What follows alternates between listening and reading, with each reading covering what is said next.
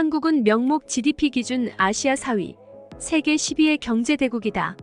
세계에서 가장 가난한 나라 중 하나에서 단 몇 세대 만에 고소득 선진국으로 기적적인 경제 발전을 이룬 것으로 많은 사람들에게 알려진 유명한 나라입니다. 아니, 한국은 일본보다 후진국 아니었나요? 한국을 무시하던 스페인 여자, 한국 남자를 만나서 경악하는 이유. 왜 가더라도 하필 가더라도 한국이야? 라며 소리치는 여성이 있습니다. 일본도 있고 하물며 중국도 있는데 도대체 왜 한국을 가는 거야? 어디선가 일본이 최고라고 외치는 한 여성의 목소리가 들립니다. 한국은 아시아에서 후진국에 속한다는 말을 하고 있습니다. 한국은 일본의 속국이었으며 미개하다는 말을 하는데요. 이 여성에게는 대체 무슨 일이 있었던 걸까요?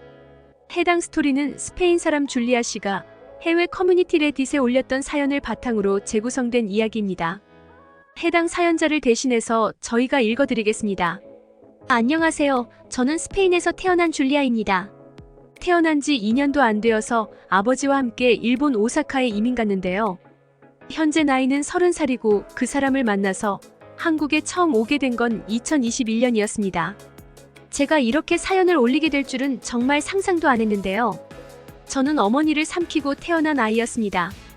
어머니는 저를 낳으시다가 돌아가셨다고 했어요. 그렇기에 할아버지와 할머니는 저를 상당히 미워하셨다고 아버지께서 말씀해 주셨어요. 아버지께서는 제가 태어나고 1년 정도 되었을 때 할머니 할아버지를 볼 면목이 없어서 일본으로 이사를 했다고 했습니다. 그렇기에 저는 일본에서 자라며 일본의 문화를 자연스럽게 접했어요. 그러다가 아버지께서는 엄마 없이 자라는 모습이 안타까우셨는지 항상 제게 미안하다고 말을 했던 기억이 나네요. 그러던 중 아버지께서는 일본인 여성분과 마음이 맞아 결혼하셨어요. 새로운 어머니께서는 일본의 문화와 정서를 알려주셨고 저는 자연스럽게 일본을 동경하게 되었어요. 아시아에서 일본이 가장 선진국이자 잘 사는 나라라고 생각하게 되었죠. 당연히 저는 한국을 안 좋게 생각했어요. 한국은 가여운 나라이면서 다케시마를 한국 땅이라고 우기는 불쌍한 나라라고 생각했습니다. 저는 어렸을 때부터 일본에서 살았기에 일본이 당연히 아시아에서 가장 우수한 선진국이라고 생각을 했습니다. 일본의 문화는 아시아에서 가장 올바르고 우수하며 완벽한 문화라고 생각했습니다. 일본인들은 정말 언제나 올바르고 성실하며 어떤 일이든 완벽하게 해내는 경우가 많았죠. 저는 어렸을 때 일본의 돈까츠를 먹게 되었는데 일본의 음식 문화에 반하게 되었죠. 일본에는 돈까츠 라멘 등 맛있는 음식이 정말 많았어요. 그리고 일본은 과거 강대국이었으며 한국의 발전에 기여를 많이 했다는 자료를 보며 그 당시에는 일본에 대한 자긍심도 있어서 내가 정말 어렸을 때 일본에 오게 된 건 잘된 일이라며 자랑스럽게 생각했습니다. 한때 뉴스에서는 다케시마를 두고 한국과 논쟁하는 걸 볼 때마다 도대체 왜 한국은 다케시마를 자기네 땅이라고 우기는 걸까? 라고 한국을 정말 수준 낮은 나라라고 생각을 많이 했습니다. 그렇게 시간이 흐르고 저는 제가 다니던 대학에 조교로 들어가게 되었습니다. 조교로 들어갔던 저는 실력을 인정받아 기간제에서 정규직으로 전환이 되었어요.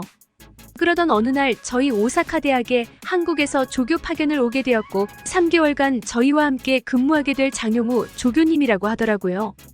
한국에 대한 인식이 그렇게 좋지 않았던 저는 그를 살갑게 대하진 않았어요. 하지만 장용우 조교님께서는 저에게 잘 지내보자면서 인사를 하였지만 무시하는 건 예의가 아닌 것 같아서 고개만 살짝 끄덕이고 그냥 지나갔어요. 제가 알고 있던 한국인들은 게으르고 책임감도 없다고 생각했지만 제 생각과 달리 그는 성실했어요. 심지어 처음에는 일본어를 잘 구사하시지 못해서 적응을 잘 못하셨지만 장용우 선생님은 빠르게 일본어를 공부하셨고 그렇게 저희 교수님들뿐만 아니라 학생들까지도 친해졌어요. 그는 굉장히 성실하고 저희 학과 교수님들뿐만 아니라 다른 학과 교수님들까지도 잘 챙겨 정말 인기가 많았어요.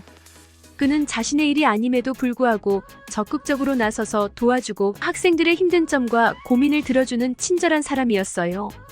그는 저에게 끊임없이 다가왔지만 저는 여전히 차갑게 대했어요. 어렸을 때부터 한국에 대해서는 안 좋게 생각했기 때문에 한국에서 온 조교님은 연기하는 것이라고 생각했어요. 그러다가 갑작스러운 학교 행사로 인해서 업무가 엄청 많아졌어요. 모두가 퇴근을 했고 저는 혼자 남아서 행사에 대한 준비 마이너스를 하고 있었는데 갑자기 장용우 조교님이 도시락을 사서 오더라고요. 물어보니 업무를 하더라도 밥은 먹고 하라며 저한테 도시락을 주셨어요. 저는 고마웠지만 전혀 티를 내지 않았습니다. 그렇게 같이 저녁을 먹었는데 장용우 조교님께서 도와주겠다면서 옆에 앉더라고요. 저는 처음 느껴보는 감정에 심장이 쿵쾅거렸습니다. 그렇게 밤늦게 업무가 겨우 끝났고 장용우 조교님께서는 너무 늦었다며 집 앞까지 데려다 주었어요. 그렇게 다음 날부터 저는 장용우 조교님을 보는 시선이 달라졌어요. 아무렇지 않은 행동에도 의미부여가 되었고 그가 저한테 대하는 행동 하나에 심장이 쿵쾅거리더라고요. 그러다가 시간이 흐르고 장용우 조교님과 연락처를 주고받았고 한국으로 돌아가게 되었어요. 이상하게 장용우 조교님이 머릿속에 자꾸 생각났어요. 일상생활에 지장이 있을 정도로 보고 싶었어요. 그러다가 어머니에게 저의 고민을 털어놨어요. 최근 한국에서 저희 대학으로 조교가 왔고 어머니가 알려준 한국 사람들과 다르더라. 그는 정말 성실하고 하는 일에 있어 최선을 다하는 사람이었다. 자신의 일뿐만 아니라 남의 일에도 정말 진심으로 도와주고 정말 멋있었다. 말했더니 어머니는 네가 사람을 잘못 본 거다. 그런 잠깐의 호의에 속은 거다. 이런 식으로 말씀하시더라고요. 그래서 저는 정말 한국과 한국 사람들이 궁금해졌어요. 그래서 이번 방학 때는 한국으로의 여행을 계획했어요. 시간이 흘러 한국으로 가는 시간이 다가왔고 한국으로 가는 비행기에 탑승했어요. 두근거리는 마음으로 한국에 도착했고 그곳은 제가 알고 있었던 한국과는 정말 달랐어요. 어렸을 때부터 들었던 한국은 일본보다 후진국이다 라는 말을 달고 살았었죠. 하지만 공항은 이미 일본보다 월등하게 좋았어요. 특히 놀랐던 건 공항에 도착하니 사람들을 반기는 로봇이었어요. 그 로봇은 관광객들을 입출국 장소로 안내하고 있었으며 궁금한 거는 전부 해소할 수 있는 기능을 탑재하고 있었어요. 그뿐만 아니라 한국에서의 관광장소, 맛집 리스트, 어떻게 도시로 갈 수 있는지, 교통에 대해서 모든 것을 알려줬어요. 또한 입출국을 하는데 정말 신기했어요. 종이 여권이 아닌 QR코드로 입출국을 해서 정말 빠르게 입출국을 진행했어요. 저는 공항을 걸어다니면 정말 모든 곳에 놀랐어요. 푸드코트에도 정말 다양한 음식들이 있고 화장실 또한 정말 호텔처럼 깔끔했어요. 제가 한국에 온 목적은 장용우 조교님의 학교를 방문하는 거였습니다. 저는 그렇게 공항에서 서울대학교를 가기 위해서 지하철을 탑승했는데 일본의 지하철이 최고라고 생각했던 저는 공항에서도 놀랐고 지하철에서도 한 번 더 놀랐어요. 외국인이 와도 알아보기 쉽게 안내도를 해놓았고 지하철 내부도 너무 깔끔하고 시원했어요. 그렇게 서울대학교에 도착했어요. 아직 한국의 학교는 방학 기간이 아닌지 학생들이 엄청나게 많더라고요. 학교를 둘러보고 있는데 멀리서 장용우 선생님이 보이는 거예요. 저는 다급하게 몸을 숨겼는데 저를 알아보시고는 장용우 선생님께서 말을 거시더라고요. 저는 그렇게 바라던 장용우 선생님과 만났는데 너무 떨려서 말이 안 나오더라고요. 그렇게 아무 말 못하고 있었는데 장용우 선생님께서는 자연스럽게 저녁을 먹으러 가자고 했어요.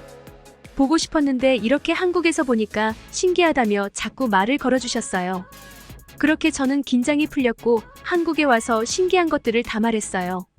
저는 원래 한국은 일본보다 후진국이라고 생각했지만 와보니까 공항이며 지하철도 너무 일본보다 좋았고 버스며 모든 게 너무 좋다고 계속 신나게 말했더니 제가 귀여운 듯 머리를 쓰다듬더라고요.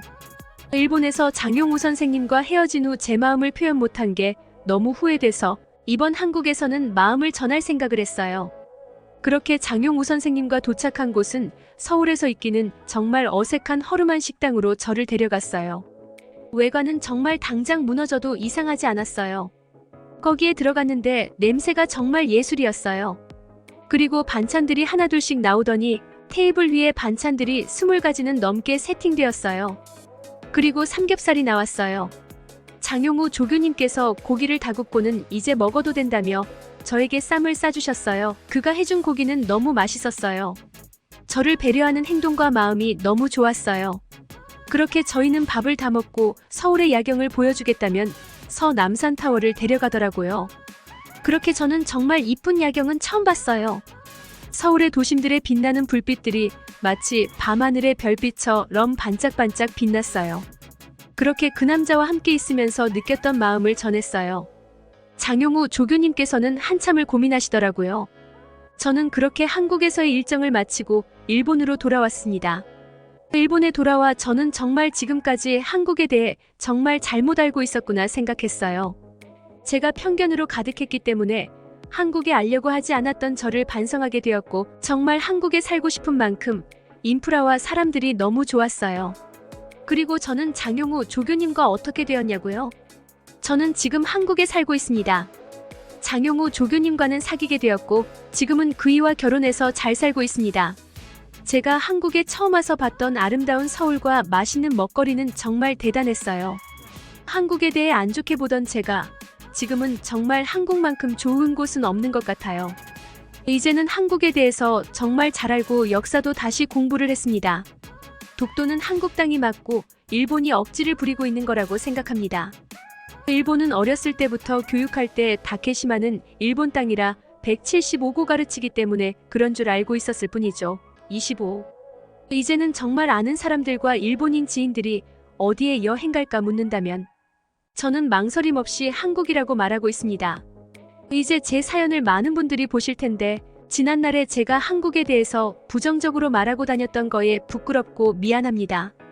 저는 이제 누구보다 한국을 사랑하고 한국인을 좋아합니다. 스페인에서 태어났지만 평생을 일본에서 자랐고 현재는 한국에 정착하게 된 줄리아 씨의 사연을 어떻게 들으셨나요? 한국에 대해서 다시 알게 되어서 정말 다행입니다. 한국에서 행복하길 바랄게요.